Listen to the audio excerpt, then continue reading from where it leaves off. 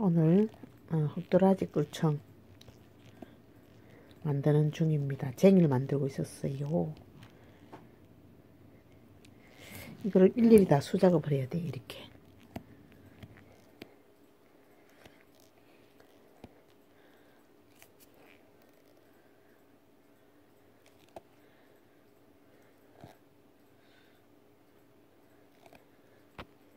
약재가 여기 3가지가 들어갔습니다.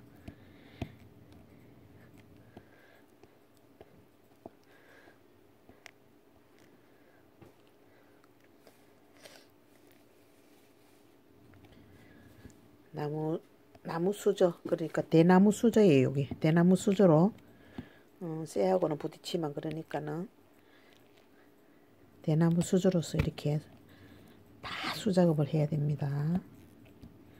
그래서 이렇게 다 만들어 놓은 거예요. 이렇게 해서 이렇게 오면 또 뜨죠. 여기에 뜨면은 또 한 번 저어주고.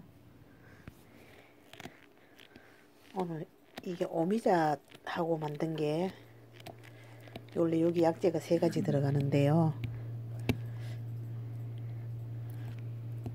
요거를 가지고 이제 7병 정도 7병 정도는 만들겠네. 7병 정도 만들어 놓고 나머지는 또 흑도라지, 여기도 지금 흑도라지가 들어갔어요. 흑도라지하고 최고 많이 들어가는 게 흑도라지, 그리고 오미자 또 한 가지 약재 들어가고요. 기관지, 천식, 폐, 또 우라병 좋아요. 제가 먹어보니까요.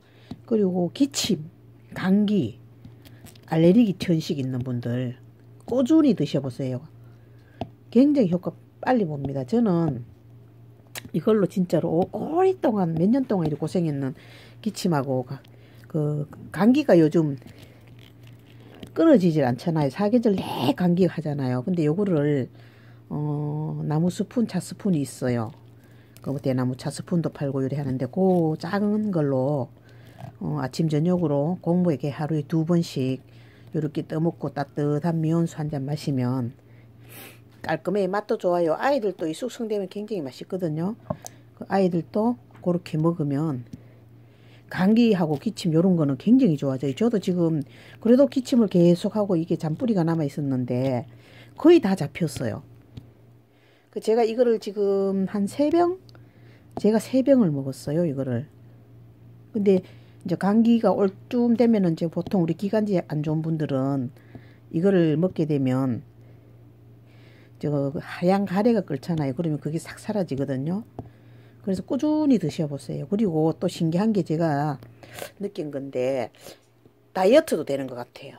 왜냐하면 소화 안 될 때 요거를 차스푼으로 한 스푼 반 정도를 이렇게 먹으니까 금방 소화가 되더라고요. 그래서 제가 그렇구나 싶어서 조금 살은 빠졌는데 이제 제가 이제 그 다이어트라고 얘기는 안 하는데 제가 굳이 먹는 게 있는다면 요거 하고 비트즙을 하루에 뭐 어쩌다 한 번씩, 비트즙은 어쩌다 한 번씩 먹는데 요거는 기본으로 제가 매일 먹습니다.